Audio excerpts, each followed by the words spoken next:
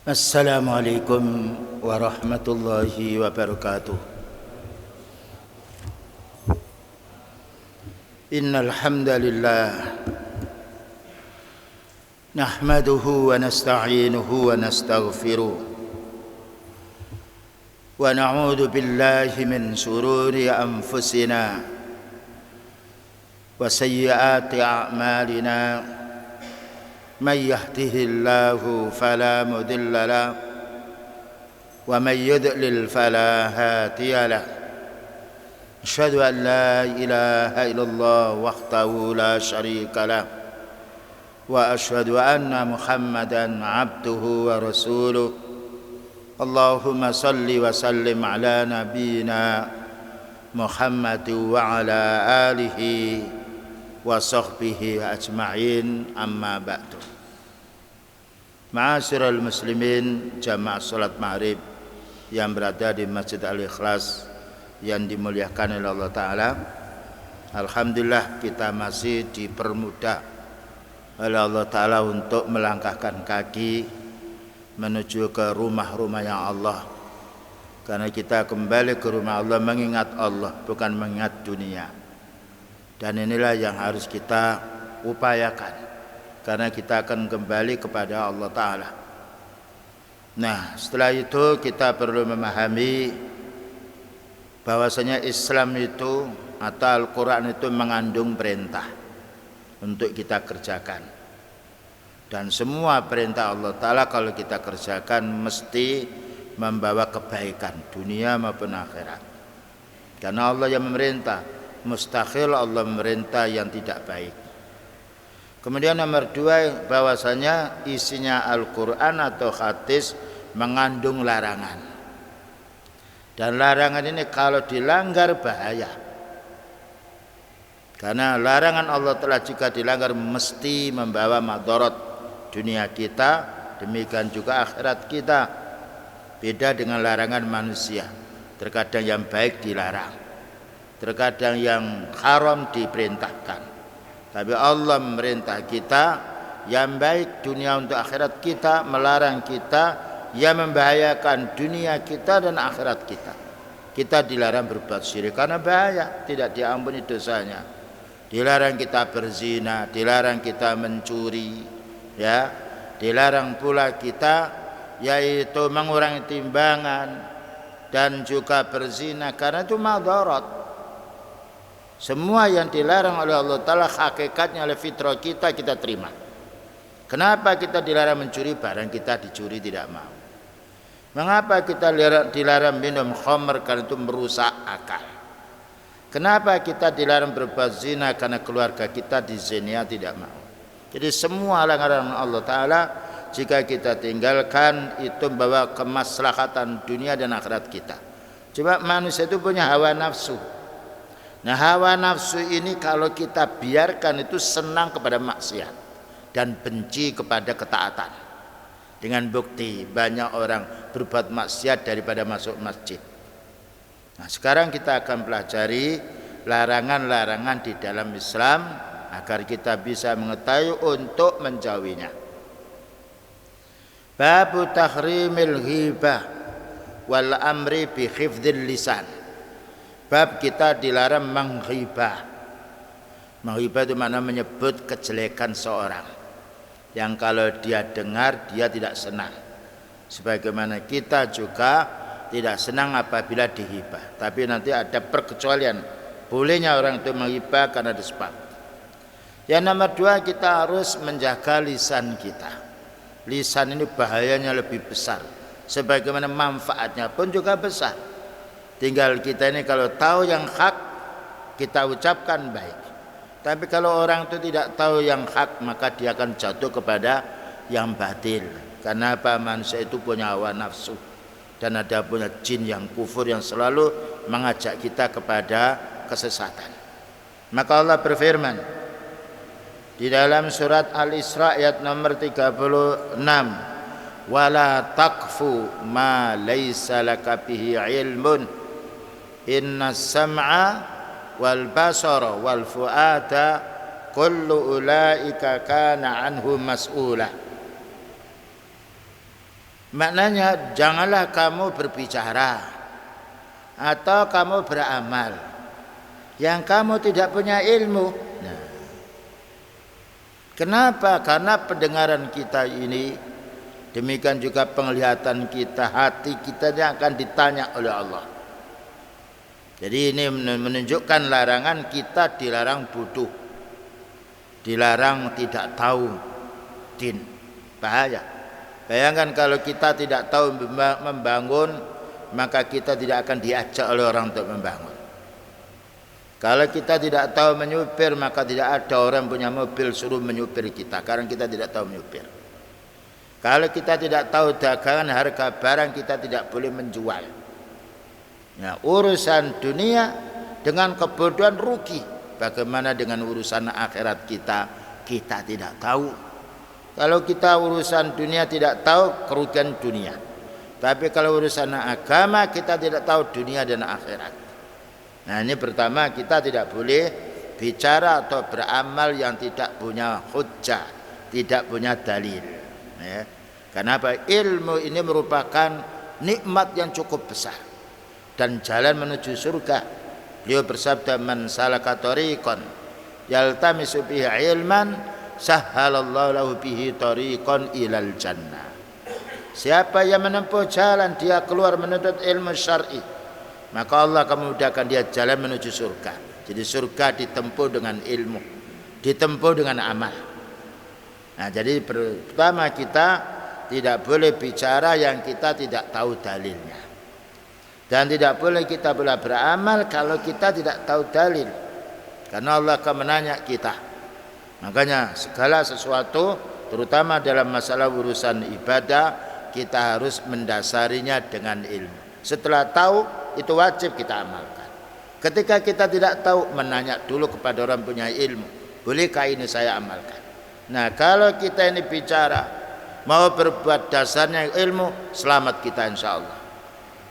Kemudian juga dijelaskan oleh Rasulullah sallallahu alaihi wasallam, bersumber dari seorang sahabat yang mulia, an Abi Hurairah radhiyallahu anhu qala, man kana yu'minu billahi wal yaumil akhir falyakul khairan aw liyasmut.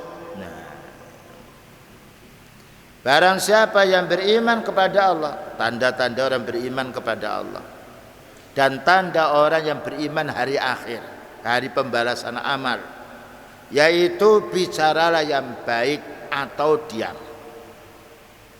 Menurut asal kita tidak boleh bicara, kecuali yang mau kita bicarakan itu betul-betul manfaat untuk diri kita dan menjadi sebab manfaat untuk orang lain. Nah, kalau kita mau bicara, mengontrol dulu, iya bicara saya ini manfaat apa madarat, maka orang itu selamat. Karena Allah Ta'ala berfirman, la khaira fi katsirin min najwahum illa man amara bi shadaqatin aw ma'rufin aw islahin bainan nas. Umumnya bicara orang itu tidak baik, umumnya, kebanyakannya, kecuali 3 perkara. Pertama, man amara bi shadaqatin, memerintah sedekah.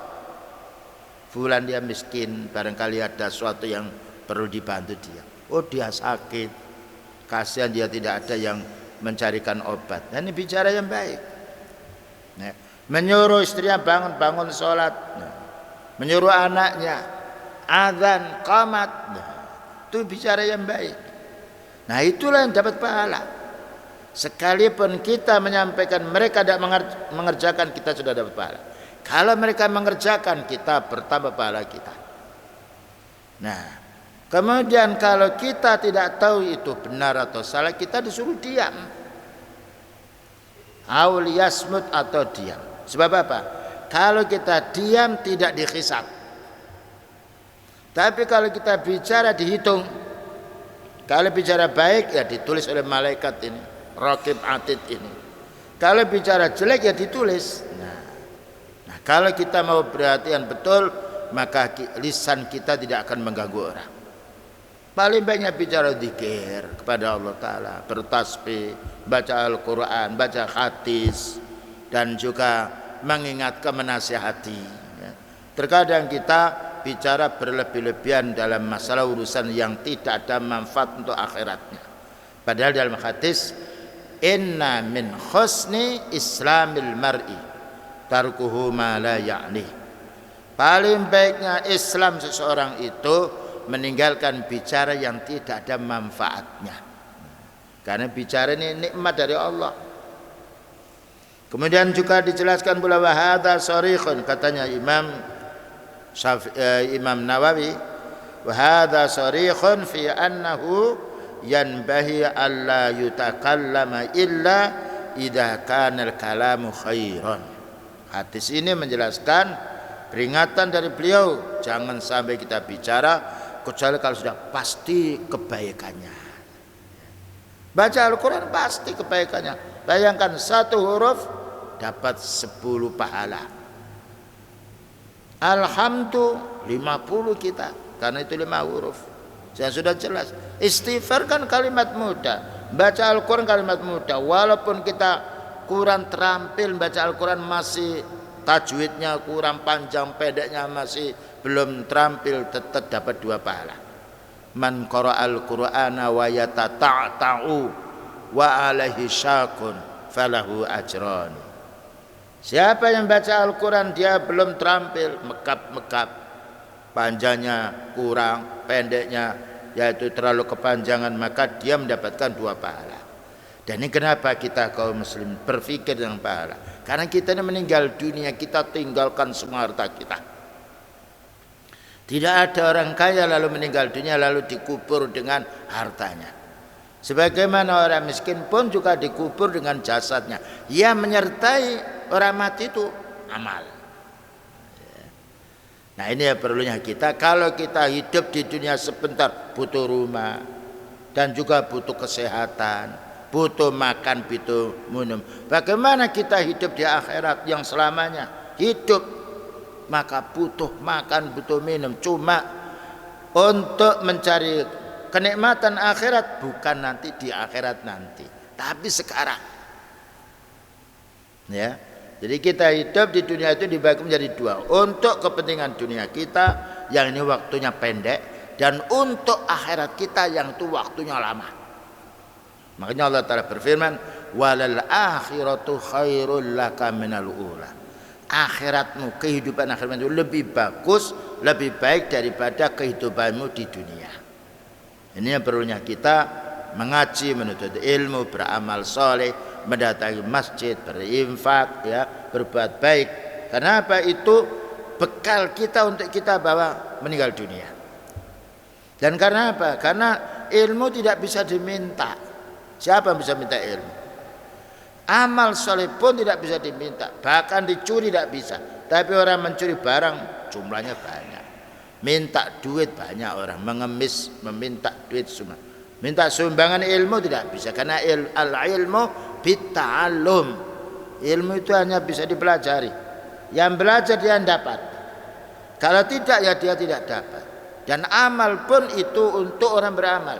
Allah berfirman, man 'amila shalihan fali nafsi. Orang beramal soleh itu untuk dirinya. Seandainya amal itu bisa dicuri, ilmu itu bisa dicuri, habis ilmunya para nabi. Nah itulah musuh-musuh Allah Ta'ala, pengapesannya dia tidak bisa untuk mengambil ilmunya. Orang-orang punya ilmu untuk mengambil amalnya tidak bisa, tapi merusak fisiknya bisa, merusak amalnya tidak bisa. Inilah kemenangan kita kaum muslimin. Dan inilah perlu kita menyisihkan waktu lebih banyak untuk urusan akhirat kita, baik itu untuk menuntut ilmu maupun beramal soleh. Ya, karena kita tahu sudah berapa juta manusia meninggal dunia seperti itu. Tidak ada satupun mereka yang punya villa lalu dikubur di villanya, tetapi dikubur di kuburan umum. Ia menyertai orang mati hanya amalnya. Wa huwa alladzi dhaharat maslahatuhu. Nah, bicara yang baik ini yang jelas masalahnya, kebaikannya. Wa mata syakka fi dhuhuril maslahah la yatakallam, katanya Imam Nawawi. Kalau kamu ragu-ragu ini saya mau bicara ini baik apa tidak, manfaat apa nanti madarat, tidak boleh. Karena kita oleh Allah Ta'ala dikatakan ya ayyuhalladzina amanu ijtanibu katsiran minadh-dhon. Wahai orang beriman, jauhi kamu dari banyak buruk sangka atau ragu-ragu. Dzalikal kitabu la raiba fi. Al-Quran itu tidak ada keraguannya, makanya kita baca dan kita amalkan. Selanjutnya, wa Nabi Musa radhiyallahu anhu qala qultu ya Rasulullah ayyul muslimina afdalu. Beliau ditanya oleh sahabatnya, siapa orang muslim yang paling mulia? Qala man salimal muslimuna min lisanihi wa yadihi. Jawabannya pendek, orang awam faham, orang yang pemuda, orang tua faham. Orang muslim yang baik itu adalah orang yang tidak mengganggu dengan tangannya, tidak mengganggu pula dengan lisannya. Nah ini kalau kita terapkan orang muslim dalam kehidupan sehari-hari, bagaimana dia mau mencuri? Bagaimana mau mengurangi timbangan? Hutang tidak dibayar. Bagaimana dia dusta, itu adalah dosanya lisan. Bagaimana dia bohong? Bagaimana dia menipu? Jadi yang berbuat jahat ini bukan Islamnya, tapi manusia yang mengikuti hawa nafsu. Makanya Allah berfirman wala tattabi'il hawa fayudilluka an sabilillah. Kamu jangan mengikuti hawa nafsu karena akan menyesatkan kamu dari jalan yang benar. Bayangkan kalau kita seorang suami istri ini mengikuti hawa nafsu, tengkar di rumah. Tapi kalau suami salah atau istri yang salah, ini dalilnya, dan mau ikut tenang dalam rumah tangga. Karena itu kalau kita lihat berapa banyak ketenangan kehidupan dalam rumah tangga karena didasari dengan ilmu. Walaupun banyak bencana, kerutan dalam rumah tangga, anaknya, keluarganya, tetap iman ini yang menjaga kita. Karena Allah Ta'ala muliakan hambanya dengan iman. Jadi orang muslim adalah orang yang menjaga lisannya, tidaklah menyakiti istrinya, suaminya, anaknya, tetangganya, orang secara umum. Dan juga orang menjaga tangannya, tidak mencuri, ya, tidak mengambil barangnya orang, tidak mengurangi timbangan, tidak memukul orang. Subhanallah, kalau kita lihat dalam Islam ini adalah paling baiknya peraturan. Kita tidak menjumpai hukum yang tidak berubah mulai dari Nabi SAW sampai hari kiamat kecuali hukum Al-Quran dan Sunnah. Yang lain berubah. Kenapa? Al-Quran wahyu Allah, Sunnah pun juga wahyu Allah. Inilah nikmatnya sumber hukum ini kalau kita laksanakan. Bagian orang lapar ketika dihidangkan minum, dihidangkan makan, dia makan nikmat. Tapi ada minuman, dia ada makan, dia lapar, tidak makan, tidak minum, ya sama saja dengan adanya makanan itu atau tidaknya. Demikian juga Islam. Baru akan kita rasakan nikmat Islam ini kalau kita pelajari lalu kita amalkan. Kemudian juga an Abi Hurairah radhiyallahu anhu anna Rasulullah sallallahu alaihi wasallam qala atadruna mal ghibah. Tahukah kamu apa yang dinamakan ghibah itu? Qalu Allahu wa rasuluhu a'lam. Maka dijawab oleh para sahabat, Allah dan Rasulnya yang lebih tahu. Para sahabat itu kalau ditanya oleh beliau tidak tahu, bukan berusaha untuk tahu, tapi menjawab dua, Allah dan Rasulnya yang lebih tahu. Cuma kalau sekarang karena Rasulullah SAW telah meninggal dunia, kita cukup Allahu a'lam. Bagaimana hukumnya ini? Allah alam, saya tidak tahu. Jadi jangan sampai kita ini kalau ditanya harus menjawab, karena ini tanggung jawab, ya. Satu kalimat yang keluar dari mulut kita kalau benar, beruntung kita. Kalau keliru, apalagi kita sengaja, maka berbahaya.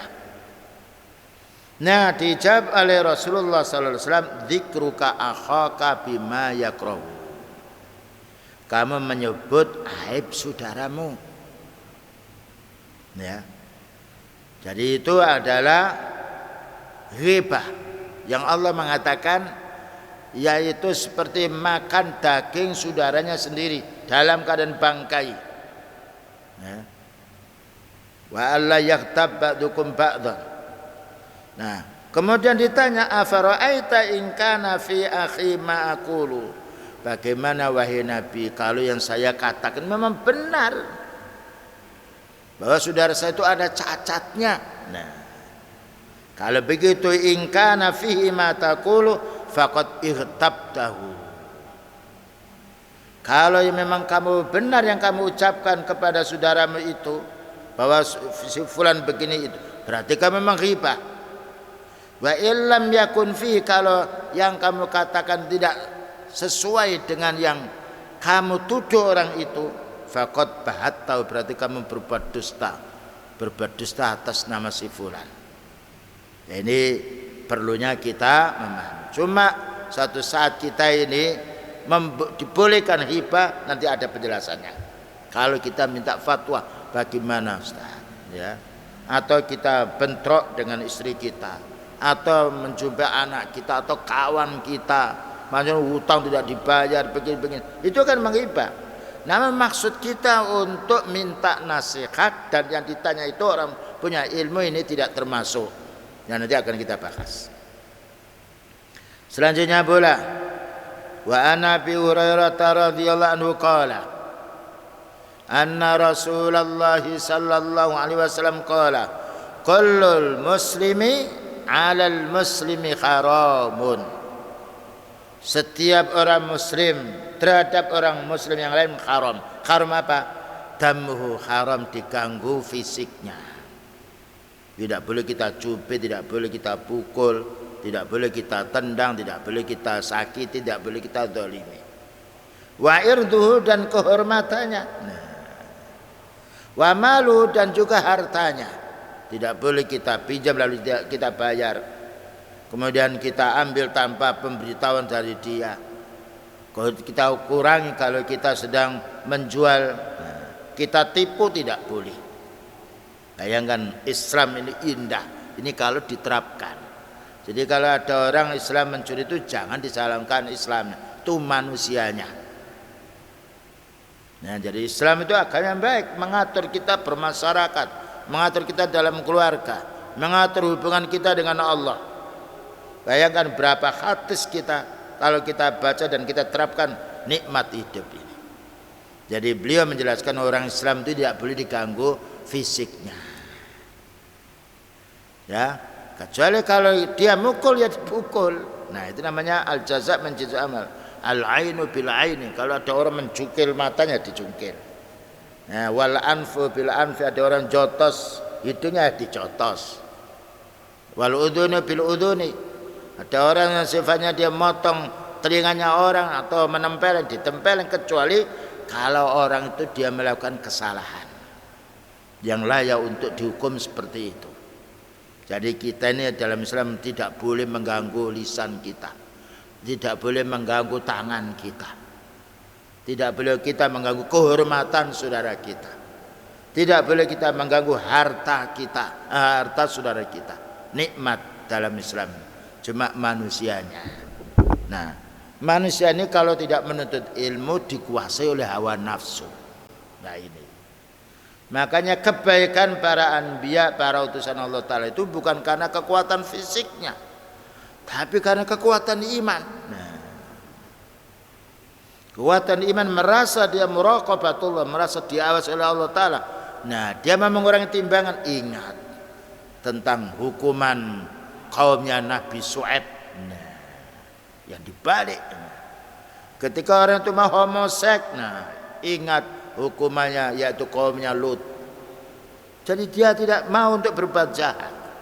Ketika mau mencuri 1 gram emas, potong tangannya, tidak jadi mencuri. Nah inilah baiknya. Jadi orang baik itu pertama didasari dengan ilmu, yang nomor 2 diamalkan ilmu itu. Makanya Allah Ta'ala mengutuk orang Yahudi al-maghdubi alaihim, dilaknat karena punya ilmu tidak diamalkan. Bahaya orang punya ilmu tidak diamalkan ini lebih bahaya daripada orang bodoh melanggar. Karena orang bodoh melanggar diingatkan bisa ingat dia akan menerima. Tapi orang punya ilmu kita ingatkan dia lebih dahuluan punya ilmu. Makanya Allah Ta'ala mengutuk orang yang punya ilmu tidak diamalkan. kabura maqtan 'indallahi an taqulu ma la taf'alu. Besar dosanya orang hanya pandai bicara tapi tidak mau mengamalkan. Selanjutnya, babu tahrimi sama'il ghibah. Bab diharamkan kita mendengarkan hibah. Wa amri man sami'a hibatan muharramatan bi raddiha wal inkari ala qailiha, dan supaya kita bisa menegur si dia atau kita pindah dari itu. Ini maknanya hibah secara umum, tapi nanti adab di sini dijelaskan kapan orang itu boleh menyebut aib keluarganya atau orang lain untuk maslahat dirinya dan maslahat umum. Maka Allah Ta'ala berfirman di dalam surat Al-Qasas nomor 55, wa idza sami'ul laghwa a'radu anhu.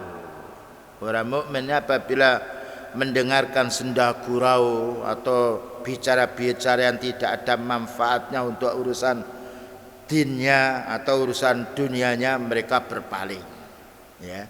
Karena pendengaran ini nikmat dari Allah. Akan tenang jiwa kita kalau telinga ini mendengarkan yang enak. Makanya tidak ada yang bisa menyejukkan hati kita kecuali mendengarkan ayat Allah, karena mesti benarnya. Tidak akan bisa menjadi tunduknya hati kita kecuali mendengarkan hadis Rasulullah sallallahu alaihi wasallam. Lihat kalau kita sedang melihat di YouTube, internet, berapa banyak orang itu permusuhan menyebut aibnya seseorang. Tapi kalau kita dalam Al-Quran menjadi sejuk, karena Allah berfirman, ala bi dzikrillah tatmainnul qulub. Ingatlah dengan kamu baca Al-Quran, memahami makna, menjadi tenang.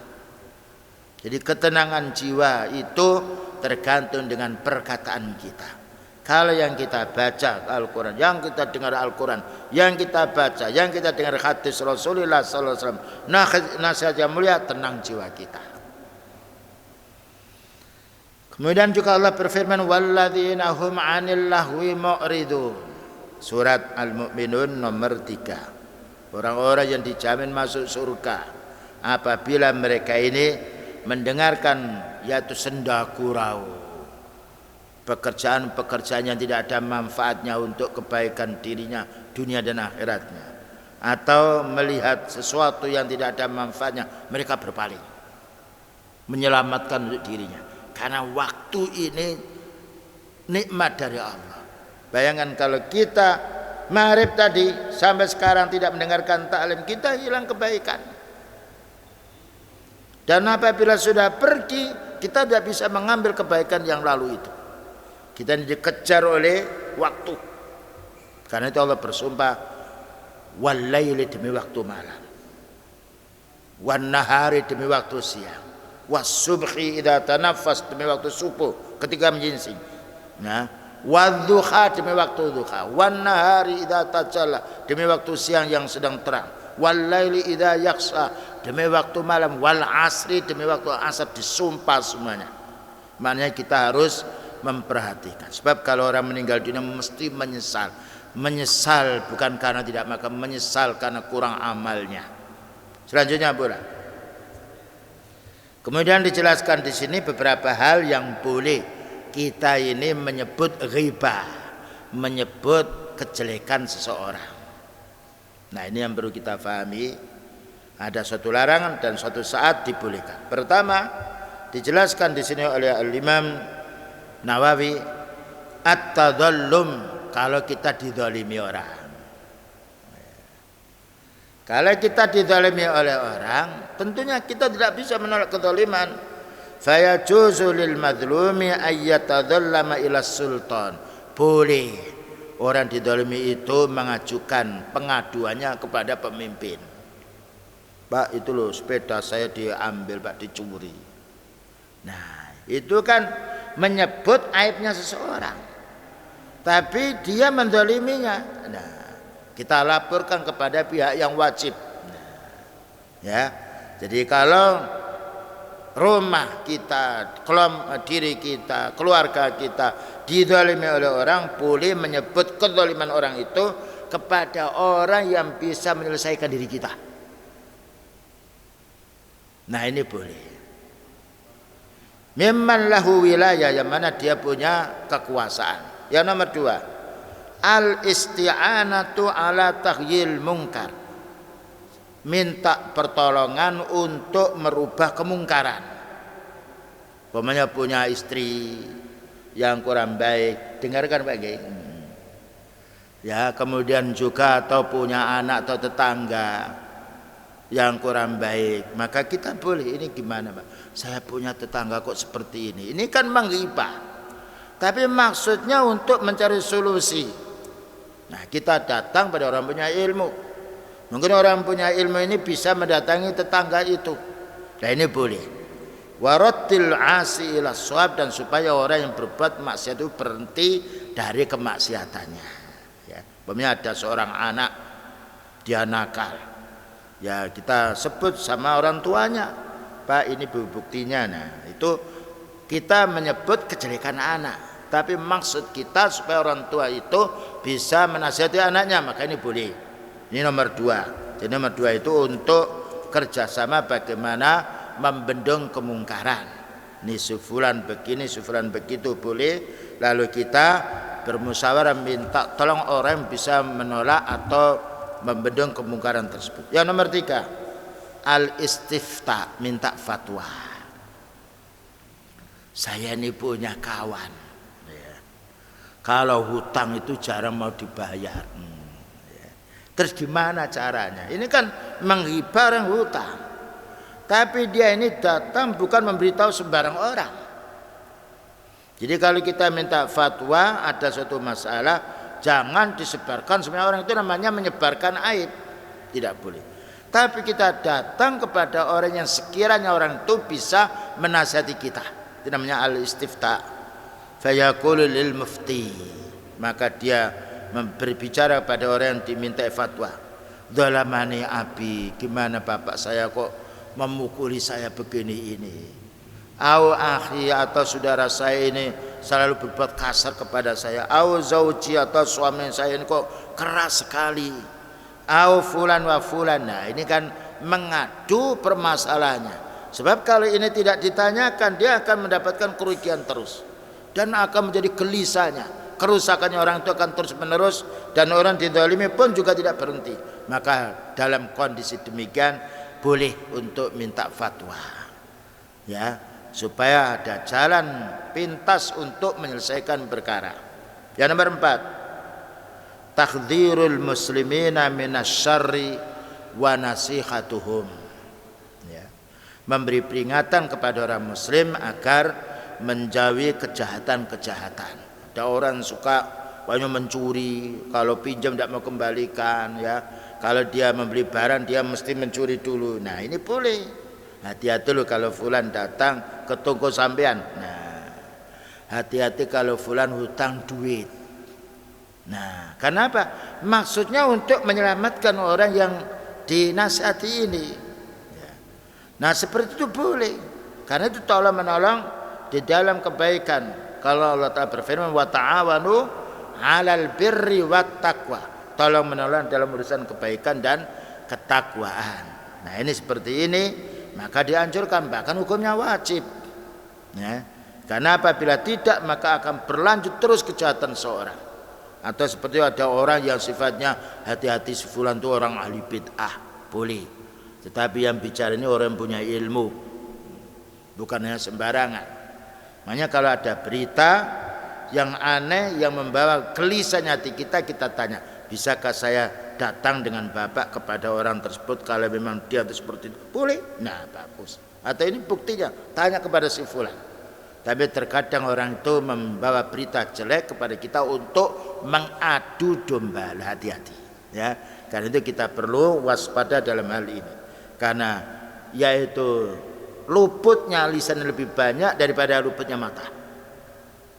Kemudian juga berikutnya, hayyakuna mujahiran bi fiskihi au bid'atihi.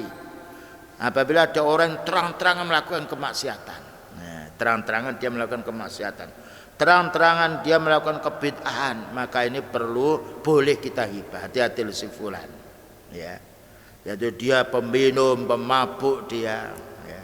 Dia pencuri, dia kadang-kadang merampas harta temannya. Nah, kenapa? Untuk menyelamatkan saudaranya supaya tidak kena yaitu tipu daya dari orang berbuat jahat. Kemudian berikutnya pula at-ta'rifu idza kana al-insanu ma'rufan bil laqabi. Apabila orang itu punya gelar itu pincang pamannya. Pak orang itu semper kakinya. Tapi dia memang begitu. Tapi memang keadaan seperti itu ya, kal a'mas, kal a'raj ya, sebagaimana ada di dalam penjelasan para sahabat radhiyallahu anhu, itu boleh karena dia memang cacat. Ini siapa? Itu si fulan yang kakinya kalau jalan ya itu pincang. Nah, tidak mengapa. Atau orang itu loh, itu ya kalau dia mendengarkannya itu susah mendengar karena terlalu tuli, tidak mengapa. Karena apa? Untuk memberitahu kalau bicara supaya berhadapan dengan si dia. Nah, kemudian berikutnya di sini dijelaskan wa anha radhiyallahu anha qalat. Semuanya itu ada dalilnya, di antaranya hadis yang diriwayatkan Imam Bukhari dan Muslim. Qalat Hindun imra'atu Abi Sufyan lin Nabi sallallahu alaihi wasallam. Yaitu ada salah seorang wanita namanya Hindun. Hindun ini istrinya Abu Sufyan. Nah, Hindun itu datang kepada Rasulullah sallallahu alaihi wasallam, bukan datang pada orang awam. Lalu berkata Hindun ini kepada beliau, ini bolehnya mengadu kepada orang punya ilmu, bukan sembarang orang. Inna Aba Sufyan rajulun saqiqun. Begini wahai Nabi, Abu Sufyan ini suami yang kikir. Nah, memang betul kikir. Nah, itu kan menghibah. Tapi yang dilapori ini orang punya ilmu untuk minta penjelasan. Walaisa yu'tini ma yakfini wa walati. Kalau ngasih belanja tidak cukup, bahkan juga untuk anak pun tidak cukup. Dan betul-betul jujur wanita ini, bukan bohong dia. Nah, illa ma akhadtu minhu wa la ya'lamu.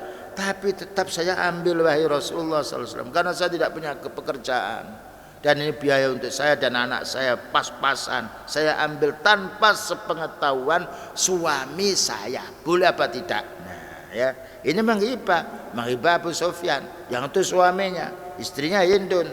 Tapi ketika ada masalah dalam rumah tangga, yang ditatangi bukan orang awam dikabari tetangganya, tidak.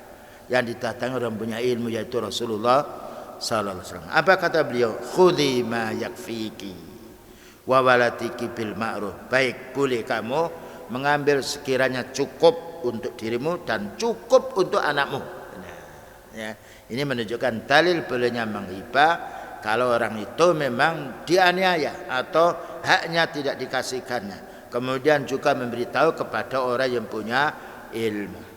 Baik, masih ada waktu 4 menit. Barangkali ada yang ditanyakan, silakan.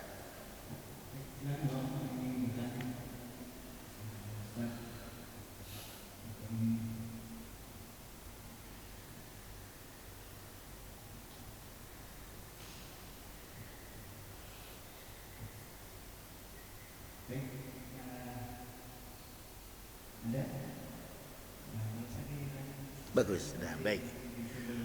Jazakallah khair. Jadi kesimpulannya Bapak dan saudara-saudara sekalian, ya, bahwasanya banyak yang kita dengar tadi larangan-larangan dari Allah Ta'ala maupun dari Rasulnya sallallahu alaihi wasallam. Kalau larangan ini dilanggar, itu tentunya yang bahaya bukan hanya pribadi kita, bahkan bahaya pula dalam keluarga, bahkan juga dalam masyarakat. Maka tadi telah kita fahami, pertama kita harus menjaga lisan kita. Tidak boleh bicara yang menyakitkan saudara kita. Sebagaimana kita tidak mau disakiti oleh mereka, jangan menyakiti mereka. Yang nomor 2 diantaranya kita ini yaitu menghibah. Menurut asal ghibah yaitu menyebut aib saudara kita. Kalau menyebut aib saudara kita ini memang yaitu tidak ada manfaatnya, tidak boleh. Karena itu merupakan pertama. Namun kalau memang kita melihat dia melakukan suatu kejahatan, tidak mampu kita menasihati dia ini, dan perlu adanya kita memberitahu kepada seseorang agar kita bisa menyelesaikan perkara, maka boleh. Tetapi hanya kepada orang-orang yang punya ilmu yang harus kita kabari. Adapun orang awam tidak diperkenankan. Umpamanya kita dalam satu rumah tangga, kita memiliki suami yang kurang baik atau istri yang kurang baik, ini tidak boleh dikabarkan semuanya orang. Tapi cari orang punya ilmu, karena kita maksudnya mengkhabarkan itu bukan membuka aib keluarga, tidak, tapi bagaimana kita mencari jalan bisa menyelesaikan perkara. Yang bisa menyelesaikan perkara adalah orang-orang punya ilmu.